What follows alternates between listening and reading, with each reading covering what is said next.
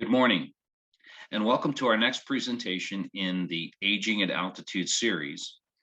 Today will be an interesting panel discussion on reverse mortgages.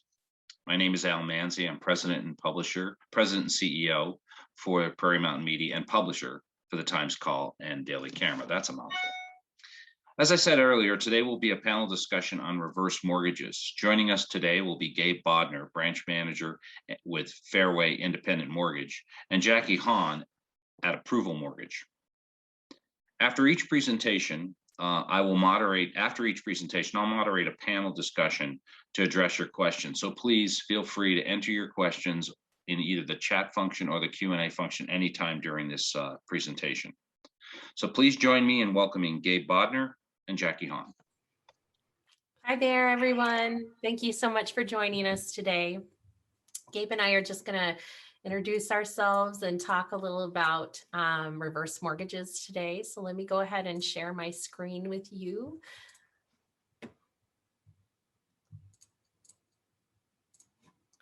There we go. All right, so we're going to talk about aging at altitude. Obviously, that's what we're doing today. The truth about reverse mortgages and remodeling your retirement. I'm going to go ahead and let Gabe introduce himself.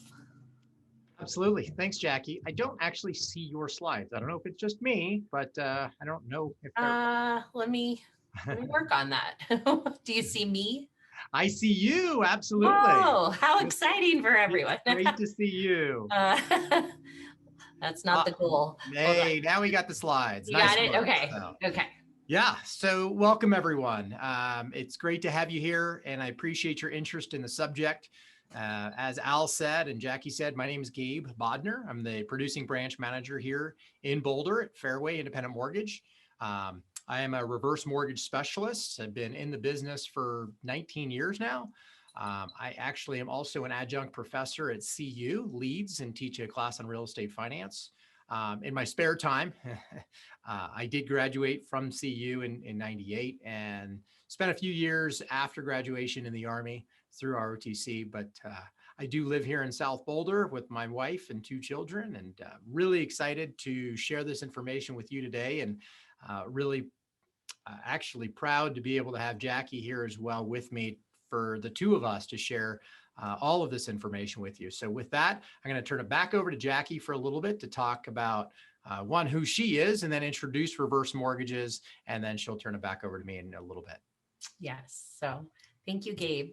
My name is Jackie Hahn, and I have been in the mortgage business for 8 years. I've been an originator for the last 4, and I work at Approval Reverse Mortgage. We're just a small little business down in out of Denver, but we each have our own territories. And so Boulder and Longmont tend to be where I do the most business. I have an office in Longmont.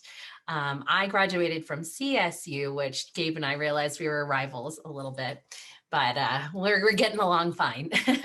My previous experience also, I was a paralegal at a law firm for a long time. And, the most important thing is I really love reverse mortgages. I am a specialist as well. It's all that I do. And I feel very strongly about education for it. So I'll go ahead and move on. It's not letting me. Okay. All right. So, just discussing, there's so many reasons why people would be interested in reverse mortgages. Life happens, obviously. You are all familiar with that. You're using all of your income on living expenses, your retirement. It's almost impossible to plan for retirement these days. And so it's not necessarily what you thought it would be. You might have illness or death in your life, and all of those things just provide unexpected costs. And so, we just talk about everybody has such a different experience. And yet I believe that reverse mortgages really can benefit everyone in their specific circumstances, and they're important to learn and know about.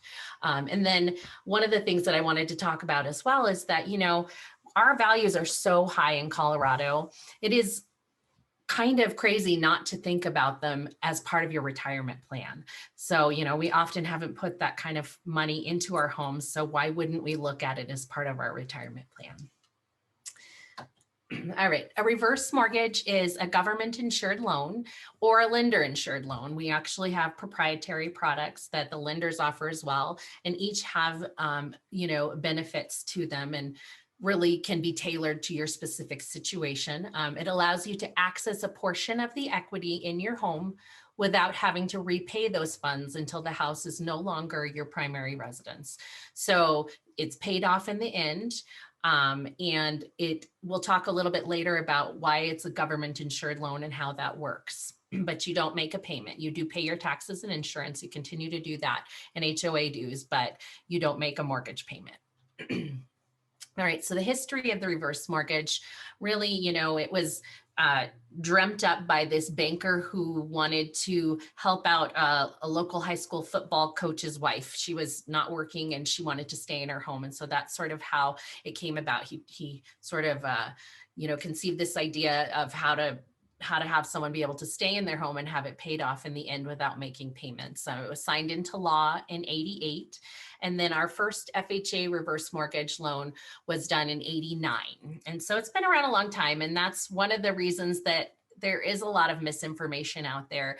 I can't tell you how many people know their neighbor's daughter who had one and it didn't turn out well. And, so typically when I ask people, well, why didn't it turn out well? They say a reason that they don't really know. It's been around a long time. There's been a lot of conversation about it, but it has really evolved into this wonderful product with a ton of protections that I'm going to talk about that really benefits people.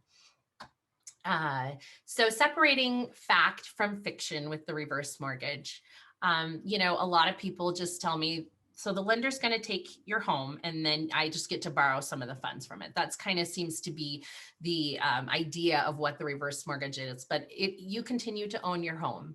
And then if there's any equity left, which in Colorado there typically is, especially in Boulder, then that equity, when the house is sold, your heirs simply pay off the reverse mortgage as if you had a mortgage today, a conventional loan. They'd pay it off, take the rest of the funds from the sale of the property, and it goes to your estate or goes to your heirs. They also have an opportunity that they could purchase your home for actually a lesser value. So that's something if they want to keep your home in the family as well, that's an option. And then one of the myths is my home is paid for. I get that a lot, that why would I need a reverse mortgage? I don't have a payment. But, my mother just did a reverse mortgage actually and their house is paid off. But, looking at the long-term financial plan with their financial planner, they realized that, if they live to a certain age, they're going to run out of money. And even though they've planned really well, it's just the reality. And so, it is an opportunity to access that equity in a line of credit. And we'll talk a little later, Gabe will talk about that, but it's an opportunity to have access to those funds so that they're liquid. Only cash poor, low income seniors get reverse mortgages.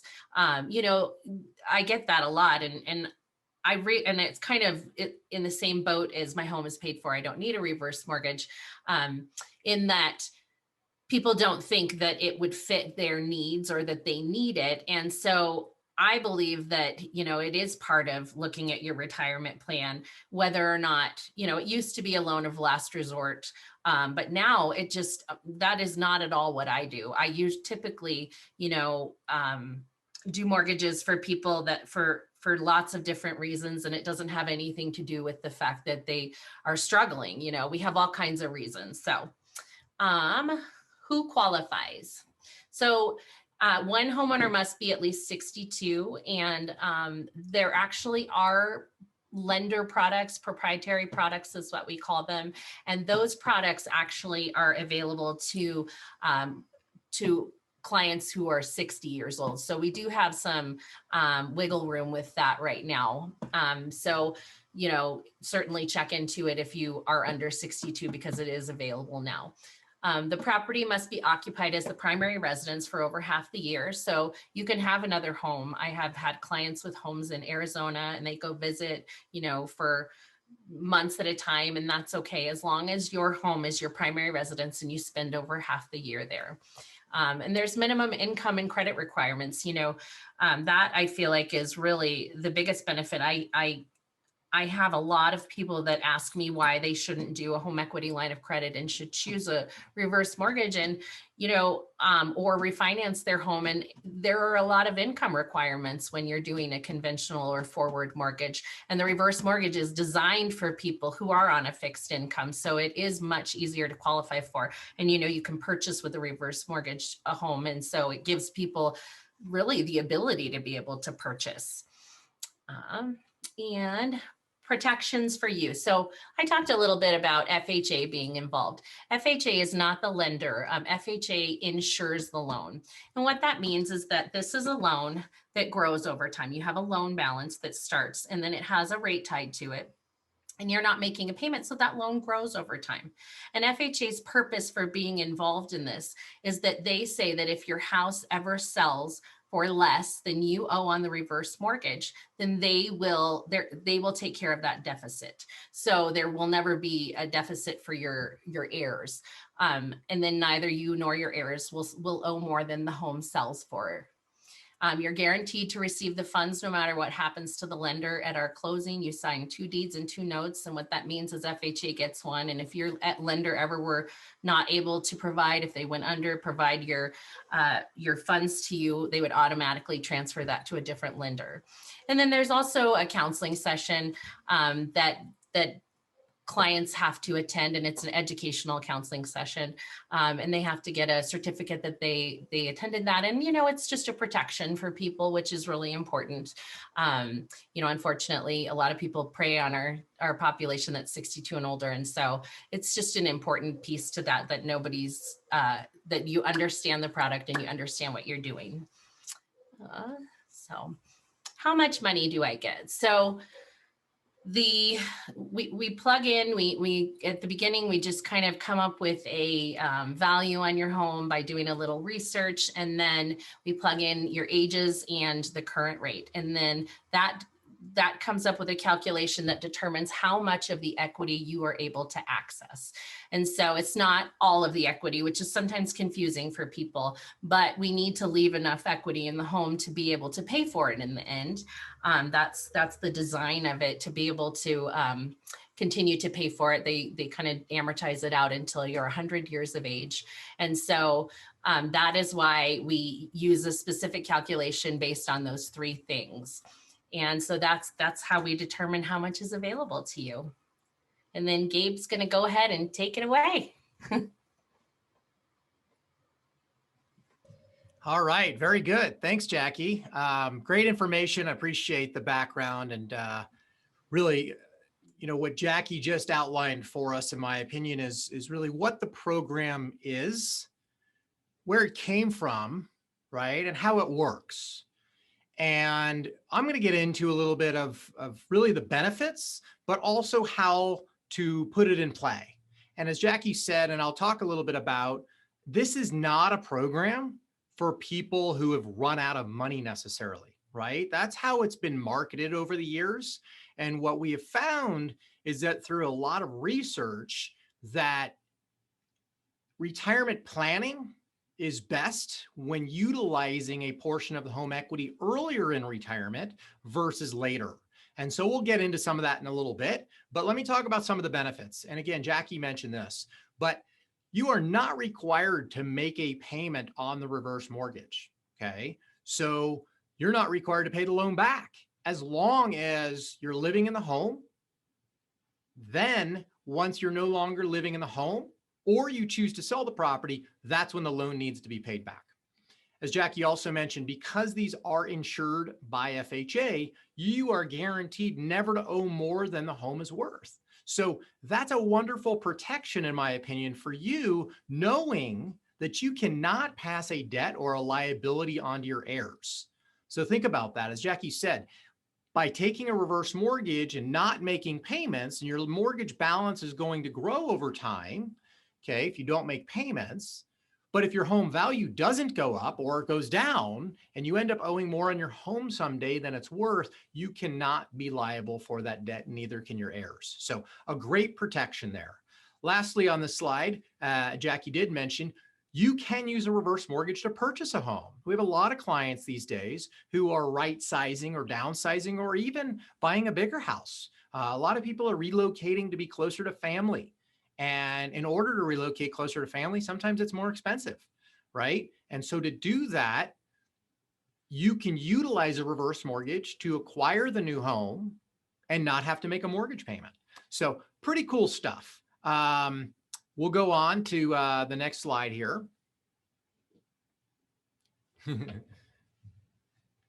Jackie's working on it, I know, in the background. There we go. It's all good.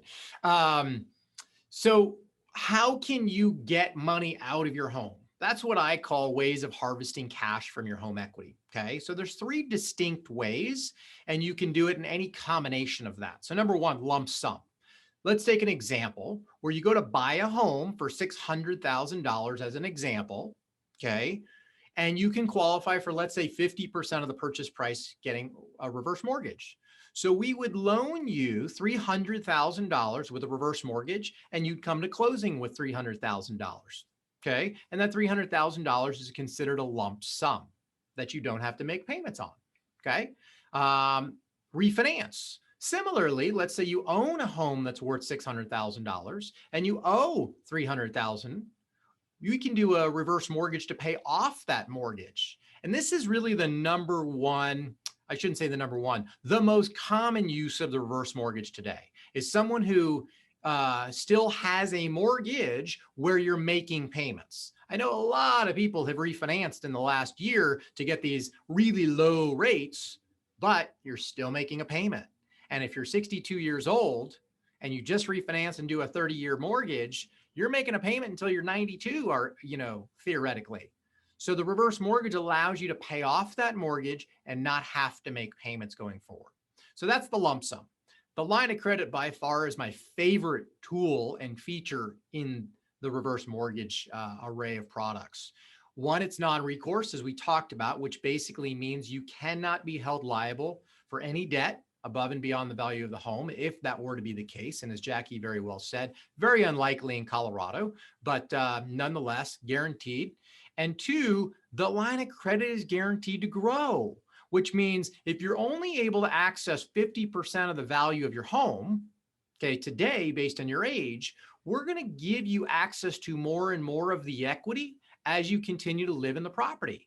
So this is really a fascinating strategy, as Jackie said, for her mom, such that, I don't need a reverse mortgage. Well, wonderful, right? Get it now when you don't need it. It's like getting an umbrella before it rains, right? The worst time to go find an umbrella in New York City is when it's raining. Let me tell you, I've been there. It's really difficult and it's really expensive. So get the umbrella before it rains. Get the line of credit when you don't need it. Allow it to grow so that when you do need it, it's there and it's more valuable to you. All right. 3rd way is what we call a monthly payment plan. Okay. This can be set up either in what's called a 10-year payment, which is for life, or a term payment. So this is when you can actually receive payments from the lender. And this is a great strategy for folks who are either wanting to retire earlier than their plan allowed them, or that they were forced into retirement. Unfortunately, we've seen a lot of people due to the pandemic over the last year who have been forced into early retirement, right? And due to being forced into early retirement, I hate to say it, but someone who's 62, 63, 64, it's harder to get a job in today's job market. And due to that, what we can do with the reverse mortgage is actually get you payments that then allows you to cover your expenses, right? Improve your cash flow, and maybe utilize this as a strategy to delay Social Security, right? And so there's a lot of just different strategies and different ways to utilize the payment plan. And once again, as I mentioned earlier, you can do this as a combination.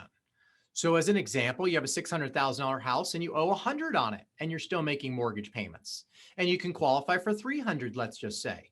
We'll do a lump sum, pay off the $100,000, and we can give you a $200,000 line of credit that you can utilize in the future. So again, lots of different ways to structure and strategize the reverse mortgage, which, folks like Jackie and I, who are experts in the field, will really help you to understand what your goals, your concerns are, and then help you to put this kind of plan into play to really help you to achieve maybe some shortcomings today, but also what your true retirement goals are in the future of living a better quality of life. So, all right, we're going to talk now about what I call the 3 buckets in the sacred cow of home equity. So follow me here, and I don't think I've got a laser pointer or anything that I can use right now. So anyway, just follow me, and I'm going to show you. Yeah, thanks, Jackie. There you go. Bucket number 1. All right, bucket number 1 is your income, right? And above the buckets, you can see 18 to 61 years old. And we're going to stay above the buckets for now and just assume, right, this picture of, hey, you're in your earnings years. This is pre-retirement, right? You're working, you're generating an income, whether it's W-2 or 1099, doesn't really matter. The illustration is such that as you're earning an income, you're spending out of bucket number 1, right? All your spending, your food, your travel, putting clothes on your back, right? Paying your bills, all that comes out of bucket number 1. Well, now your financial advisors are telling us, rightly so, that you need to put anywhere from 5 to 20% of your income into bucket number 2. And bucket number 2 becomes this nest egg, right? You put money here for retirement, and we put it in the form of 401k money, IRA money, stocks, bonds, life insurance, whatever it is. I've had clients buy cows and buy cars. Literally, that's their plan, right? And they sell it off as they need it in retirement. Now, bucket number 3 is your home equity. And home equity, as you purchase a home, you put money as your down payment. That goes into bucket number 3. And as you make mortgage payments every month, part of that payment is principal, and part of that goes into bucket number 3 to build this bucket that we call home equity, right? So you've got your income, your nest egg, and your home equity bucket. Now, visualize this. As you transition into retirement, you're no longer in this building stage or acquisition stage, right? Generally, your income is reduced in retirement. And when our income is reduced in retirement, how do we maintain our lifestyle, right? How do we cover our expenses? We put money into bucket number 2 that then allows us to cover the shortfall, right? To maintain our lifestyle. Well, if you're forced into retirement early, or you want to retire early, or you just didn't have the ability to put as much money into bucket 2, or let's say life expectancy increases because of medical science, people are living longer. Oh, by the way, cost of living has gone up tremendously. And for all of these reasons, we are finding through research that the nest egg, bucket number 2, is simply not enough to support us in our retirement, right? We were never intended to live off of bucket number 2 for 30 years. That nest egg was not designed for a 30-year retirement. So what are your options? You work longer or you die sooner. And I don't like either one of those options personally. I love what I do, but I don't want to have to work the rest of my life necessarily.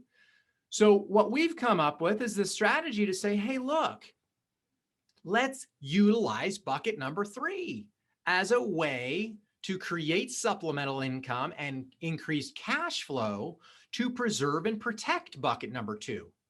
At the end of the day, if you leave, right, money in bucket 3 behind when you're no longer here, it goes to your heirs, right? If you leave money in bucket number 2 behind when you're no longer here, it goes to your heirs.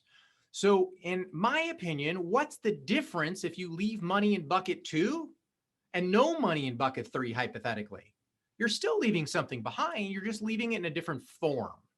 Okay. And so arguably what the reverse mortgage does, and I forgot I even had props in front of me that I was going to use, but this is what I call home equity, right? It looks like money, but it's not, right? It's just not money, right? So home equity is this thing that is we think is part of our net worth, and arguably it is part of our net worth, but it's illiquid. You can't do anything with home equity. You can't take the chandelier off your ceiling and go buy groceries, right? You can't take the front door off your car, or your home, and put gas in your car, right? Home equity, for all intents and purposes, is illiquid. So it's not really a great use of money in retirement. So the reverse mortgage allows us to convert a portion of this illiquid home equity to true usable cash. And one of the greatest things about this is it's tax-free. Okay. And I'm not a tax advisor. I can't give you tax advice. But what I can tell you is whenever you get a reverse mortgage and you borrow money utilizing the reverse mortgage, it's not taxed because it's not considered income. All right. So there's no income taxes associated with it. So anyway, the real nugget here, in my opinion, is the ability to convert a portion of your home equity to usable cash. Now, as I said earlier, anybody who is in active retirement, you're below the buckets here. You're in active retirement. You're living on a fixed income or a decreased income, and you're pulling money out of bucket 2, right? You're literally pulling cash out of bucket 2 to live off of, and you're paying taxes. Because in almost everything in bucket 2, you have not paid taxes on, mostly, okay? Unless it's a Roth IRA, or cash value life insurance. Everything else is taxed in bucket number 2. So as you pull money out of bucket number 2, you're paying taxes. So here's the big nugget. If you are taking money out of bucket number 2 and making a mortgage payment and putting it over in bucket 3 and taking cash and converting it to equity in retirement, you need to consider a reverse mortgage first and foremost, because once again, using cash, paying taxes on it, and converting it to equity that's illiquid, in my opinion, is just dangerous in retirement, right? Let's stop that from happening and preserve your cash. Pay less in taxes. Keep that money in your portfolio, in your nest egg. Allow it to grow so that you have more of it in the future. All right, Jackie, I think I've hit that one hard enough for now. So let's go on to some other things. Jackie talked about the background and the history of reverse mortgages that have been around for literally over 30 years now with President Reagan administration. And unfortunately, there's a lot of misconceptions, as Jackie talked about. But we are here to help clear up some of those misconceptions with pointing out a few major changes that have occurred within the product really since 2014 in the last 7 years. So number one, we are required to do what's called a financial assessment. And the financial assessment is really designed to ensure that one has the ability to repay their property taxes and home insurance. Because again, you're not required to make a mortgage payment, but you are required to pay your taxes and insurance and HOA dues, as Jackie talked about earlier. So prior to 2015, believe it or not, if you were 62 years old and you had enough equity, you could get a reverse mortgage. And the problem was that we weren't required to determine that one had the ability to repay taxes and insurance. So inherently, people didn't pay taxes, or that when they ran out of money, they couldn't pay their property taxes. They got into a tax default situation and they lost their homes. Was it the fault of the reverse mortgage? No, it wasn't. But we didn't do a good job as an industry to help clients ensure that that didn't occur. So once again, now we're trying to help people and ensure that they can cover their ongoing expenses.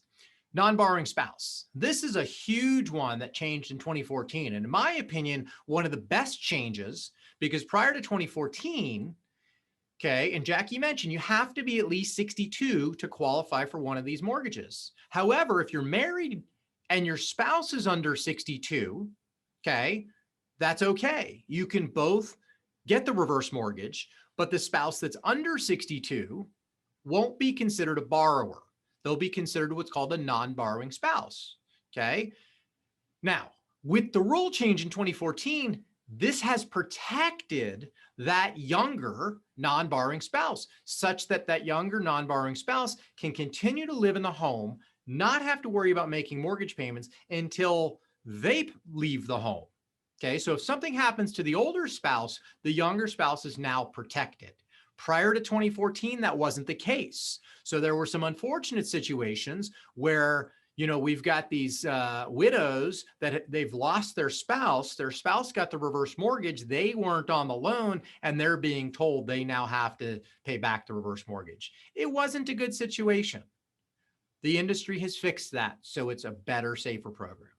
Lastly here, another big change, same-sex couples. That's been a wonderful improvement. And that's just simply, as clear as it sounds. And so now same-sex couples can absolutely be on the reverse mortgage together and both be protected. Okay. So paradigm shift. First of all, what is a paradigm shift? A paradigm shift is a change in one's perspective of thinking. Okay. Jackie mentioned this. I'll mention it again. The old days was, hey, I'm going to use bucket number 2, right? I'm going to live off of my cash in bucket number 2. And when I run out, if I run out, but when I run out, I'm then going to turn to a reverse mortgage because I have to, right? That's the old way, right? It works in those situations, but again, it's like getting an umbrella after it's raining, okay? It's like going out and trying to get insurance on your home after a hailstorm, right? It's really not the best time to do it.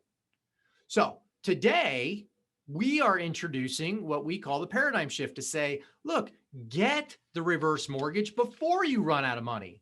Improve your cash flow today. Live a better quality of life in retirement. Preserve and protect your other assets, right? You still own the home. That's, again, number one misconception that Jackie talked about. Number one misconception, you still own the home. So there's no reason not to do this. All right. And again, this is best utilized at a younger age to allow the line of credit to grow. I'm going to go through a slide here and show you exactly what that looks like. Okay. So here is that growing line of credit. Here's an example, 62-year-old borrower, $600,000 home value. Okay, can borrow about $223,506 using a line of credit. So here's why you should get it sooner rather than later. Fast forward 27 years. By the time this borrower, homeowner, turns 89, that home's appreciated. Okay, this assumes a 4% annual appreciation, which we've seen far more in Colorado. However, assumes a 4% appreciation. That home is now worth more than $1,024,000. But because the line of credit is growing and it's guaranteed to grow, you now have access to all the equity in your house and then some potentially. Once again, this is the reason to get it now and not later. Secondarily, this is why a reverse line of credit is more valuable than a traditional home equity line of credit. I have a lot of clients who call and say, well, what about a HELOC instead, a home equity line of credit? And I say, if you were 40, yes. At 62, no. Because the problem with a traditional HELOC is in 10 years, you can't borrow the money anymore, right? You have a 10-year draw period. 2, it never goes up. It stays the same, even if your home's appreciating. And 3, if your home value goes down, you're probably going to get a letter in the mail from your lender that says, sorry, due to market conditions, you no longer have access to the HELOC funds. That happened in 2008, 9, and 10. Okay. And so these reverse mortgage lines of credit are guaranteed. That will never be the case. Okay. So they're guaranteed to grow regardless of the home value. So it really becomes, in a weird way, recession proofing your equity, right? You have access to your equity regardless of the home value. And for anybody who's 89 years old today, think back 27 years and when you were 62. If you are in $1 million home and you're 89 years old today, I bet you anything your home was worth less than $600,000 27 years ago.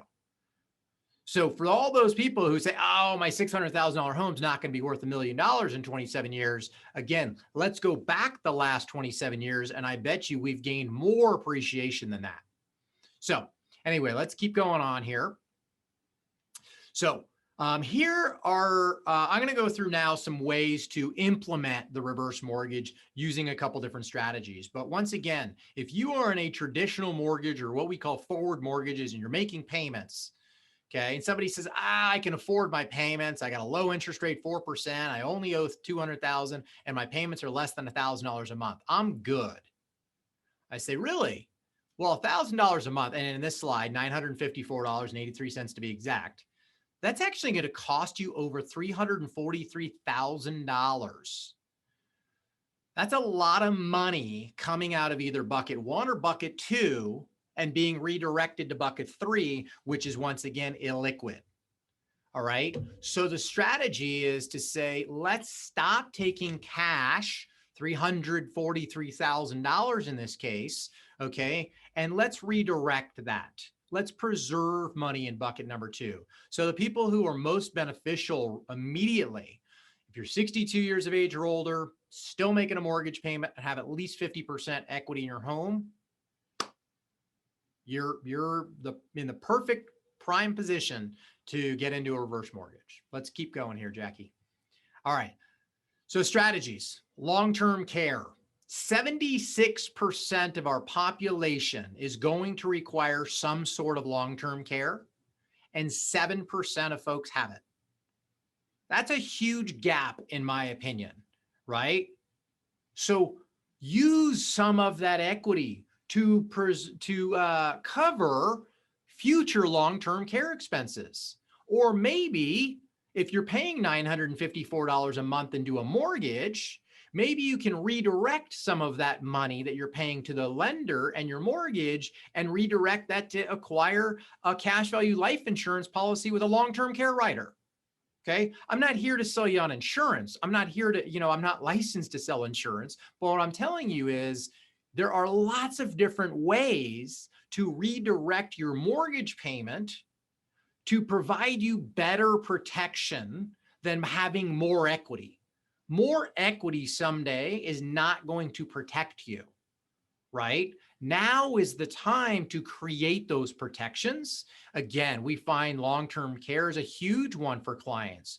And again, redirecting the mortgage payment, using the line of credit. I just did an illustration for a client yesterday where she started with a $223,000 line of credit and it grew to over $400,000 in 10 years from now. That's a lot of money in 10 years that she can utilize to care for herself and stay in her own home. All right. Next example, life insurance. A lot of people don't think about this, nor do they want to talk about it. But if you are married and you lose a spouse, on average, you will lose 33% of your household income. Okay? Got one spouse on average making $2,000 a month Social Security, one spouse on average making $1,000 a month Social Security. You lose a spouse, you lose an income. 33% of your income goes away. Your expenses don't go down by 33%, especially if you have a mortgage payment.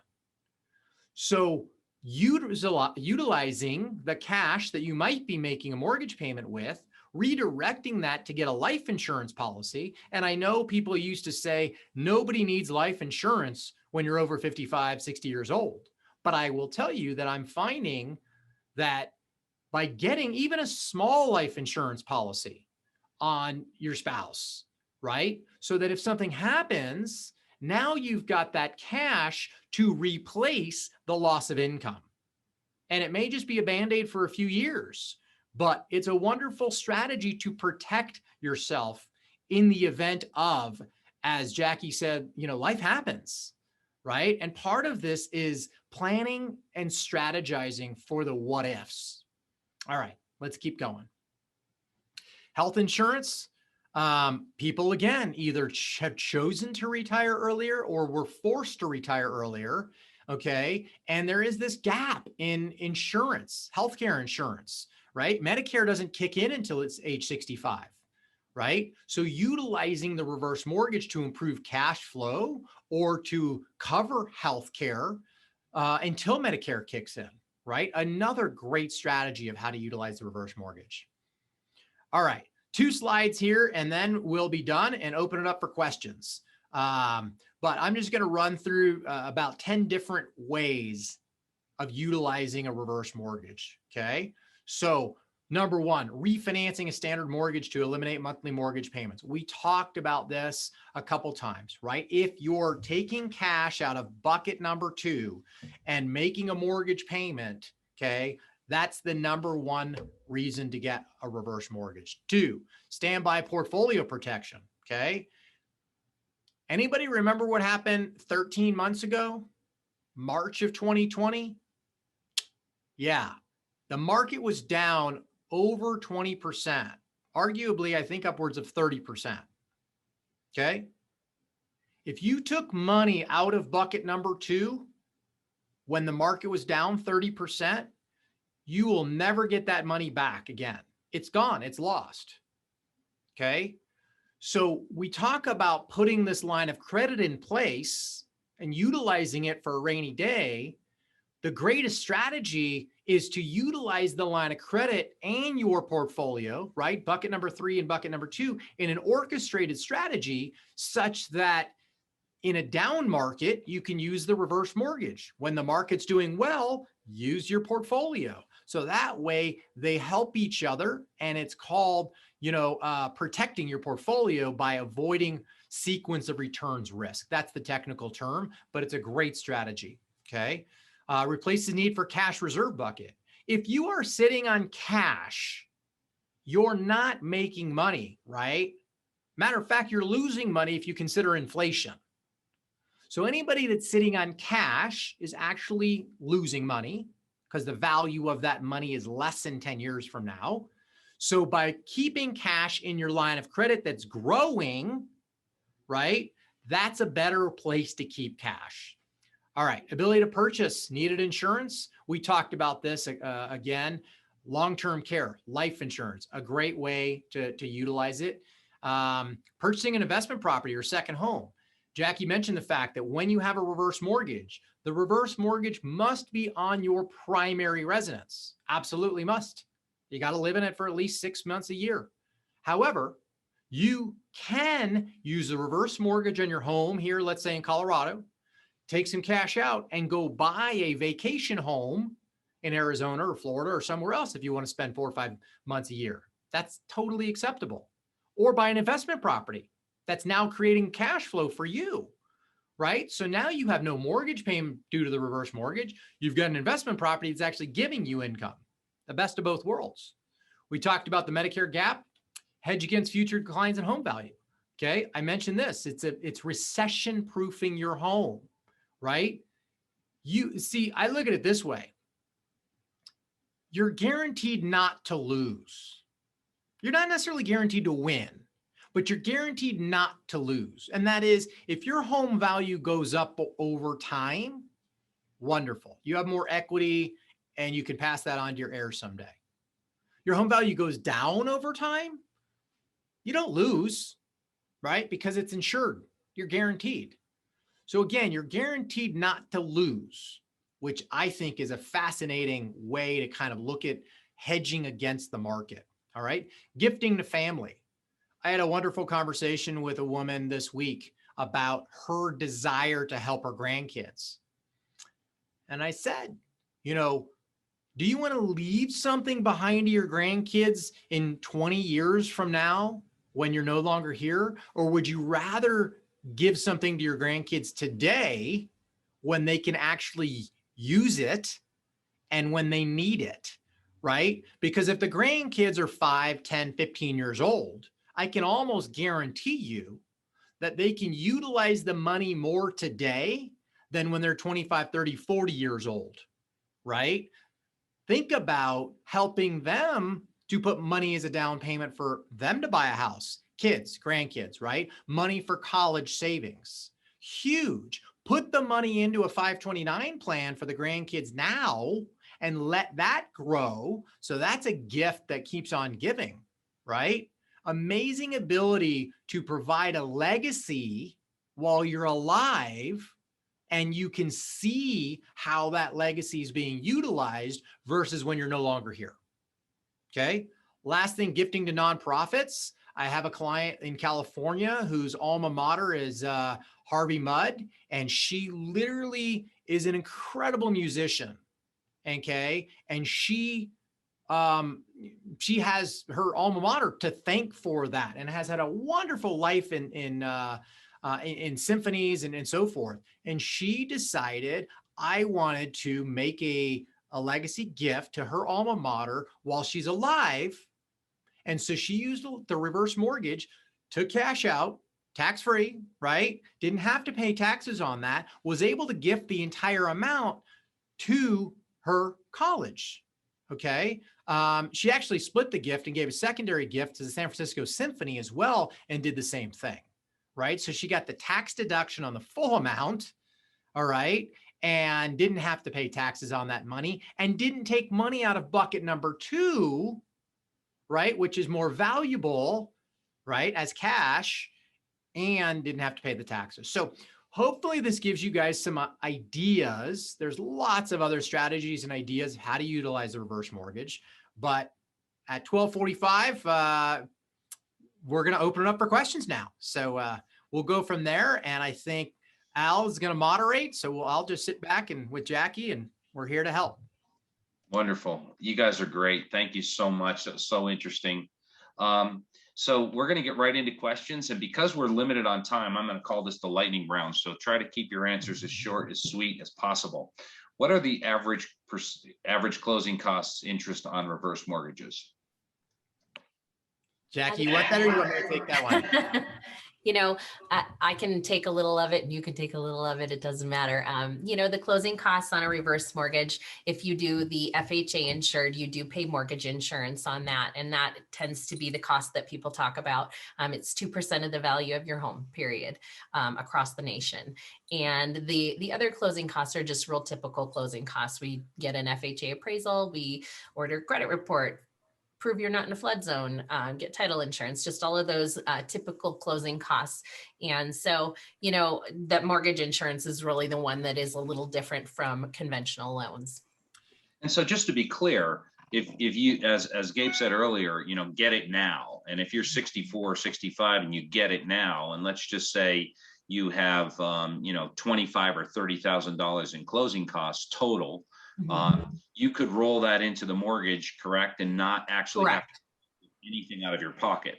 Correct. There's little to none out of pocket. We can design it so that it's little to none out of pocket. Perfect. Yeah. If you do the LOC at 62, but you don't use any of it, is there a cost to maintain the LOC until you start to draw on it? Good question. Yeah, I'll take that one. So there's, as we just talked about, there are costs to open the reverse mortgage and get it put in place, right? And in almost every case, we can roll those costs into the loan, as Jackie and Al just talked about. Once you get the reverse mortgage put in place and the line of credit put in place, there's no cost that you will incur to maintain it, right? There's no interest charged on the monies until you borrow it, right? So it's like a credit card to a certain degree, right? If you take money, if you use your credit card, you do get interest charged, right? But if you don't use your credit card, there's no interest charged. So that's how we look at the reverse mortgage and line of credit, which is why get it now. If you're going to get it someday, you're way better off getting it now. I think I could roll these next two questions into one, because I think it's the confusion of the reverse mortgage versus a conventional mortgage. So one is asking, is the reverse mortgage originator paid, and how much are they paid? And then how are they paid? Are they only paid when you withdraw from the line of credit? So kind of bring both of those into one. Yeah. There's typically an origination fee that is charged up front. It's, you know, something that across the board with mortgages, loan originators charge. So that's typically how we're paid. And then we don't make anything on the back end as far as like, as you take out funds from the line of credit, we don't get residual payments or anything like that. Gabe, I think you had something. Yeah, no, I was just going to actually mirror what you said, Jackie, and that is, as part of the upfront costs to get the loan put in place, we do charge a loan origination fee. That's how Jackie gets compensated. That's how I get compensated. And that's how our company covers our costs. Okay. So once the loan closes, there's no additional fees. There's no additional, cost to you to maintain it. The lender ultimately who has made the loan gets paid back eventually when the loan gets paid back. And I don't know if that was the secondary part of the question there, Al, but the lender gets paid back someday in the future when the loan gets paid off. Again, I don't know if that was part of the Right. question. They get paid back for the loan in the future. And their profit is essentially the interest rates you've paid. And so one of the questions is what kind of interest rates are they charging these days on reverse mortgages? And and one of the questions was, are they comparable to what you see in the market, that 2.5% to 3.5%? They are. Reverse mortgages are more complicated because they have multiple interest rates tied to them. I like to talk about it. Basically, typically we have our one account that has our loan balance. So that's if we paid off a mortgage, our closing costs or anything, and that has a rate tied to it. And that's what that grows at. But your line of credit also, as Gabe talked about, has a rate tied to it that's always going to be 0.5 higher than your loan balance rate. And you're not charged anything on this, but that's how that grows over time. So this will fluctuate with the market and this will fluctuate with the market. And so just to make sure I'm clear, are the interest rates fixed or are they variable on a reverse mortgage? We have both. And so we really work to design it to be tailored to someone's situation. It just really depends on if they have a mortgage, don't have a mortgage. So we have access to both. Excellent. Yeah. Question is, how much will I pay for a reverse mortgage if I move or leave my home in 5 years? And what is the typical origination fee? I think you had already mentioned that it's 2% of the value of the home, correct? That's the mortgage insurance premium. That's the mortgage, and that's not the origination fee on the loan. So talk about that. Go ahead, Gabe. Yeah, I'll talk about this one. So loan origination fee, the government actually has a cap on what we can charge as a protection, and that's $6,000. So generally speaking, the loan origination fee is $6,000, or it could be a little less depending on loan amount, property value, and things of that nature. The question about how much am I going to pay if I sell the house in 5 or 6 years, it's really utilizing strategically a portion of your home equity, right? So that if you're not coming out of pocket with cash to put this in place, the goal is that it allows you to stay in your home for longer. The best use of the reverse mortgage is to stay in your home for as long as possible and the rest of your life. If you're planning to sell in 5 or 6 years, then we'd have to do a calculation and an annual percentage rate analysis to say, what is that cost and does it make sense?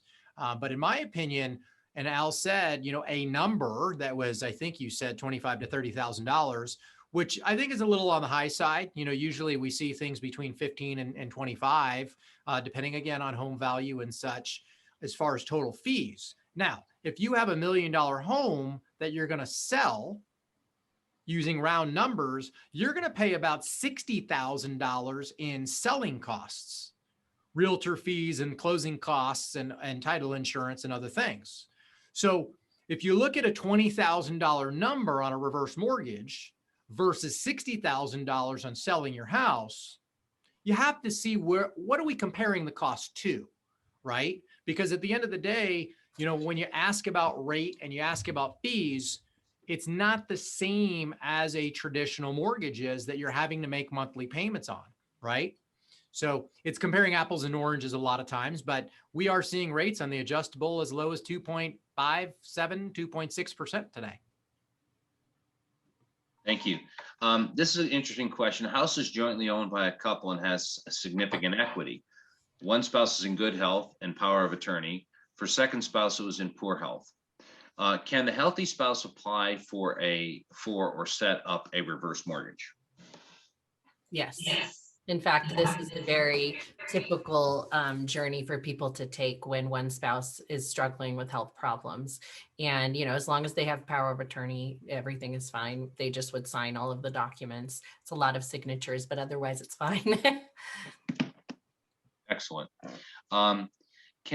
This is another good question. Can you explain how or why the line of credit grows over time? Go ahead, Gabe. Sure. So great question. And this is, sort of reverse mortgage 2.0 when we talk about the line of credit and how it grows and why it grows. But as Jackie, showed in one of her slides, the amount of equity that you're able to access is age-based, home value-based, and interest rate-based, right? So imagine this, that at 62 years old, you're able to access, 45, 50% of the value of your home. On a $600,000 home, that's $250,000 to $300,000, let's just say. Well, you've got $300,000, $350,000 of equity that you're not accessing or that you're not able to access. Part of that is because if you're not making a mortgage payment, the balance is going to grow, right? So with that being said, we've established the loan structure in a way that we give you access to more and more of that equity that was initially not available to you. Right? So over time, you're able to get access to more equity as you continue to live and age in the property. The metric in which it grows is actually the interest rate, as Jackie said. So if the interest rate for conversation purposes is 3%, you add 3.5% for the annual mortgage insurance. So 3.5% is the growth rate on the line of credit. So your line of credit's now growing at 3.5%. If rates go up to 5%, your line of credit's growing at 5.5%. If interest rates go to 7%, your line of credit's growing at 7.5%. And this is, gets into a more interesting conversation because it gets into, don't you want your money to grow at a higher rate? Which do we care about? Which account do we care about? Right. It really comes down to, is your goal in retirement to have the most equity when you die? Or is your goal to have the most cash while you're alive? Because you can't take it with you, right? And so the reverse mortgage line of credit, again, as it's growing based on the interest rate, when we do these education conversations, a lot of times clients go, so you mean to tell me that if my rate goes up, I'm going to have access to more equity in the future? And the answer is yes. So the historical mindset, I want the lowest rate, is not the same mindset that people should have going into a reverse mortgage when it's associated with the line of credit. Long-winded answer, but I hope that helps. It did. Good. Good job. So this person says that their home is paid for. They have a solid nest egg. Would we use the reverse mortgage to go to French Polynesia and other fun stuff? And is that bad? No, you use it for whatever you want. It's your money. You've been the one paying the mortgage payments all these years, working so hard. I think that it's great if you can use it to go have some fun in life. At this point, all of us are ready to go have some fun, right? After this last year. This is a good question because Gabe and Jackie, I don't think this was clear. My reverse mortgage corporation has promised to pay my taxes and insurance as well as the mortgage payments. How can they do that? What happens if the escrow runs out of money? So I think maybe this relates to the question of, do you still have to pay your taxes and keep up the maintenance on your house while you're under a reverse mortgage? I'll take that one. And it's interesting. Under reverse mortgage, as Jackie said, and I mentioned, you're not required to pay the mortgage, but you are required to pay taxes and insurance and maintenance. What this particular individual is talking about is what we call a life expectancy set aside. And what we can do for you is we take part of that line of credit. And let's say you had access to $200,000 in a line of credit. We take part of that and we allocate it into a separate account. You don't have access to it.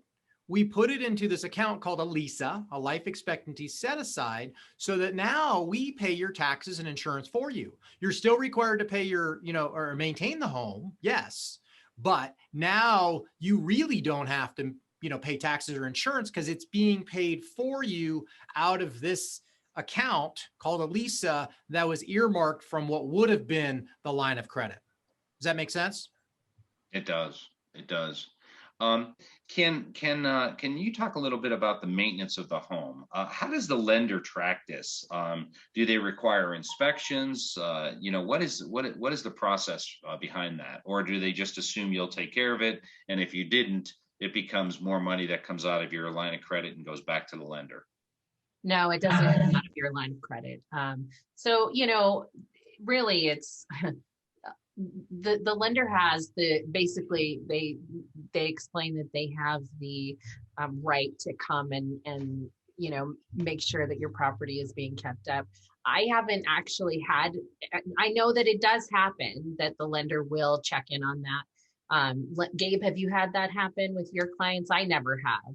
I think it's sort of the honor system for the most part. But, you sign documents, legal documents that are recorded with the county that state that you are going to keep your house, in good order. So. Excellent. Yeah. Excellent.